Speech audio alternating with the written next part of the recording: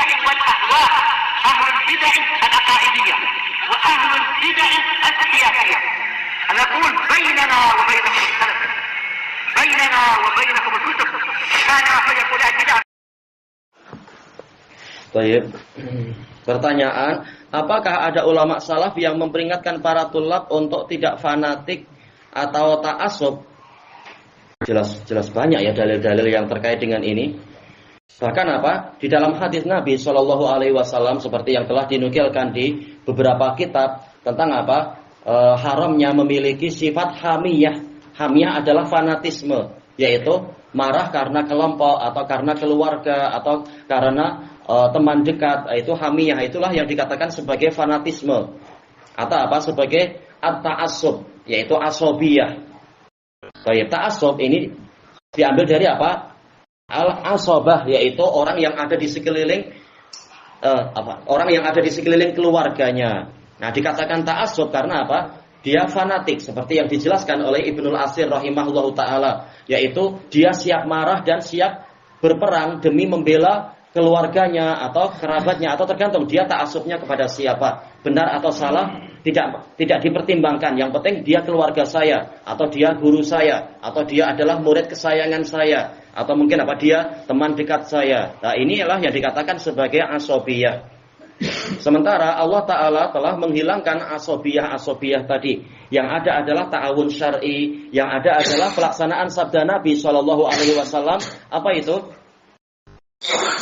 Unsur akhaka zaliman au madluman.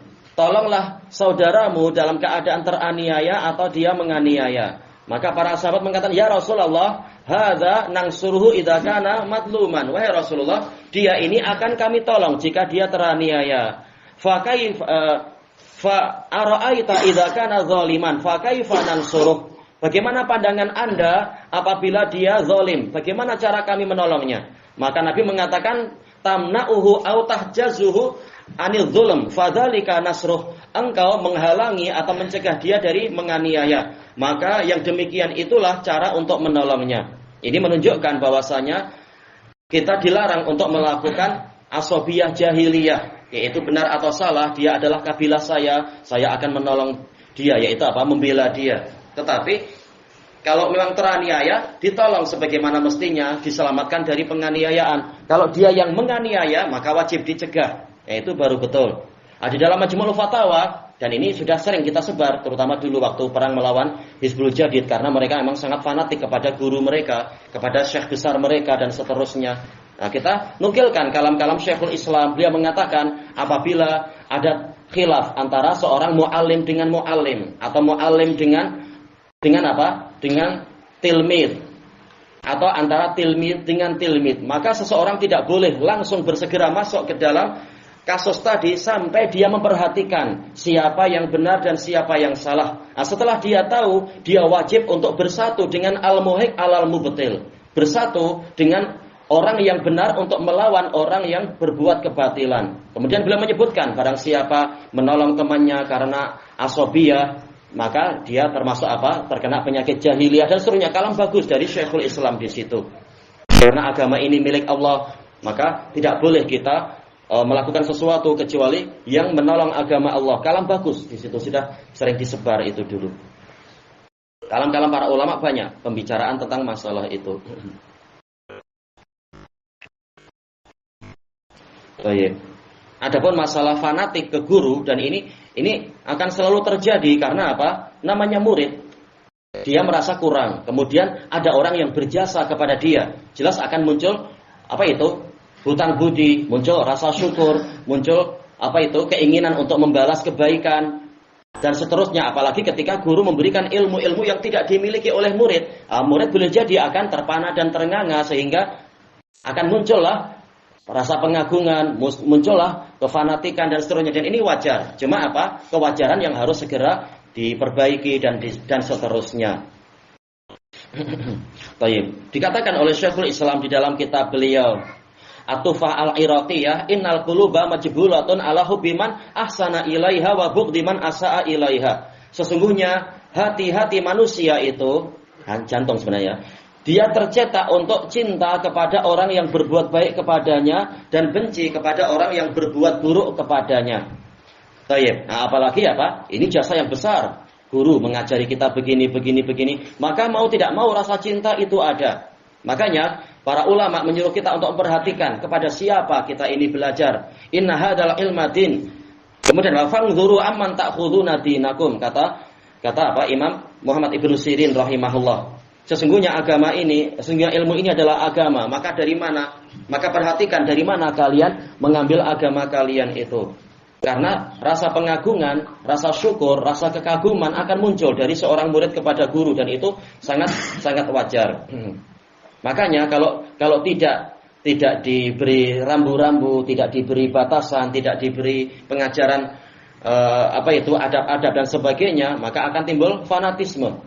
Sebagaimana disebutkan di dalam Muqaddimah Al-Jarh wa Ta'dil karya Imam Ibnu Abi Hatim dalam biografi Imam Yahya bin Ma'in, yaitu tatkala beliau cerita tatkala saya menghadiri majelis Nu'aim bin Hamad Al-Khuzai, guru dari siapa? Imam Bukhari itu, dan dalam keadaan beliau sangat dimuliakan oleh orang-orang Khurasan, namanya besar. Bahkan Imam Ahmad pun memuji beliau pujian yang sangat tinggi karena memang sangat cinta pada sunnah, benci pada mubtadi'ah dan riwayatnya banyak. Cuma nanti setelah diteliti memang beliau katsirul khata' sayyi'ul hifdz, tapi tidak parah istilahnya. Nah, ketika itu Nu'aim bin Hamad beliau menyampaikan riwayat kemudian disalahkan oleh Yahya bin Ma'in. Ini keliru. Karena sebenarnya ceritanya adalah begini-begini riwayatnya itu. Langsung para murid marah kepada Yahya bin Ma'in. Ini wajar. Murid itu akan kagum pada gurunya. Ini siapa ini pendatang tahu-tahu nyalahkan. Tapi guru yang baik, dia tidak akan kemudian langsung ya kamu itu siapa? Tidak. Tapi guru yang baik akan memperhatikan. Coba saya akan lihat bukunya lagi ya. Ini guru yang baik, tidak langsung meyakini saya pasti betul, engkau pasti salah. Maka Nu'aim bin Hamad langsung masuk ke rumahnya, melihat kembali bukunya. Setelah keluar, maka beliau mengatakan, siapa yang mengatakan bahwasanya Yahya bin Ma'in bukan Amirul Mukminin fil hadis? Beliau memang Amirul Mukminin fil hadis. Wahai Abu Zakaria, engkau betul, memang saya yang salah. Ini guru yang baik. Tidak langsung fanatik pada diri sendiri dan sebagainya. Baik. Jadi yang namanya fanatisme itu mudah terjadi kepada orang yang kagum kepada orang yang berjasa kepadanya. Tapi harus diajari adab-adab yang betul, tidak boleh fanatik. Makanya Rasulullah SAW mengatakan Kullun yu'khadhu min kalamihi aw yurad illa Rasulullah SAW. Sebagaimana asar ini, hadis ini sahih atau hasan diriwayatkan oleh Imam At-Tabrani di dalam Al-Awsat dari Ibni Abbas dari Rasulullah SAW. Jadi ini sahih atau hasan sanadnya. Ana pernah periksa tapi sudah lama ya. Baik, dan ini juga sahih diriwayatkan dari Mujahid, juga sahih diriwayatkan dari Al-Hakam bin Utaibah, dan yang paling terkenal adalah kalam Imam Malik ma'ruf. Tayyib, kullun yu'khadhu min kalamihi au yuradu illa sahibah hadzal qabr. Setiap orang mungkin ucapannya diambil dan mungkin ditinggalkan kecuali pemilik kubur ini, yaitu dialah yang wajib untuk diikuti secara mutlak. Tayyib, makanya bagus kalam Al-Imam Al-Albani rahimahullahu taala di dalam Majmu'ah Asyrithah beliau itu mengatakan kama annahu la ma'buda bihaqqin illallah fala matbu'a bihaqqin illar rasul sallallahu alaihi wasallam. Sebagaimana tidak ada sesembahan yang hakiki kecuali Allah, maka demikian pula tidak ada yang berhak diikuti secara hakiki kecuali Rasulullah sallallahu alaihi wasallam. Nah, ini baru pelaksanaan la ilaha illallah Muhammadur Rasulullah. Jadi yang namanya fanatik tidak perlu ada dan memang haram untuk ada. Tapi naduru ma'al haqi haitsu dar. Sebagaimana kata beliau, kata Imam Al-Albani, kita beredar bersama kebenaran dimanapun kebenaran itu beredar. Atau kata Imam Al-Auza'i, naduru ma'as sunnati haitsu darat. Kita beredar bersama as-sunnah kemanapun as-sunnah itu berada. Makanya diriwayatkan oleh Imam Ibnu Abi Hatim di dalam Manaqibus Syafi'i dengan sanad yang sahih. Beliau berpesan, Imam Syafi'inya berpesan, yaitu kapan saja kalian dapati saya mengucapkan perkataan yang mana menyelisihi kalam Nabi, maka ambil kalam Nabi dan tinggalkan ucapan saya. Ini melarang untuk fanatik. Tidak seperti ada itu Ustadz Sufiyah di Malaysia mengatakan kalau Nabi menyuruh ke kanan, tapi Ustadz menyuruh ke kiri, engkau harus ke kiri. Ustadz lebih tahu tentang Nabi. Wah, ini fanatik gila. Murid disuruh fanatik gila. Na'udzubillah. Saking fanatiknya ada sebagian Ustadz Sufi di Malaysia, di sini mudah-mudahan tidak separah itu. Atau malah lebih. Namanya Sufi kan ya. Ketika dia secara ceramah, tahu-tahu Assalamualaikum wahai Rasulullah. Oh, orang kagum. Oh, tadi Rasulullah lewat katanya. Oh, langsung mereka kagum. Oh, Ustaz boleh lihat yang kami tak lihat. Gila. Itu pun langsung pada ikut aja. Terlalu fanatik ke ustadznya. Memangnya Rasulullah lewat pergi belanja kemana pagi-pagi? Aneh sekali kalian. Tapi orang fanatik langsung terima kalam gurunya itu. Para ulama melarang untuk fanatik, sebagaimana kata Imam Ahmad bin Hanbal rahimahullahu taala. Beliau mengatakan apa itu kalamnya?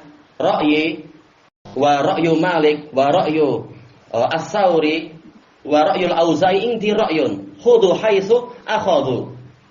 Baik. Haitsu akhadhu.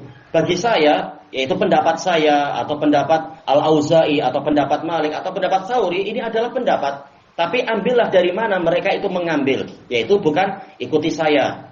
Makanya kata Abu Hanifah, beliau mengatakan la yahillu li ahadin an ya'khudha qaulana hatta ya'lama min aina akhadna. Tidak halal bagi siapapun mengambil kalam kami sehingga dia tahu dari mana kami mengambil. Jadi bukan fanatik, pasti guru saya lebih tahu, tidak. Tapi apa dalil guru saya? Saya tidak boleh langsung mengambilnya sampai saya tahu apa dalil dia. Bukan guru saya lebih tahu. Pasti itu apa gunanya kita belajar salafiyah, ujung-ujungnya kita ikut kalam sufiyah lagi. Ustadz saya, kiai saya lebih tahu. Bukan begitu. Lihat dalil dia apa sehingga dia berpendapat seperti itu.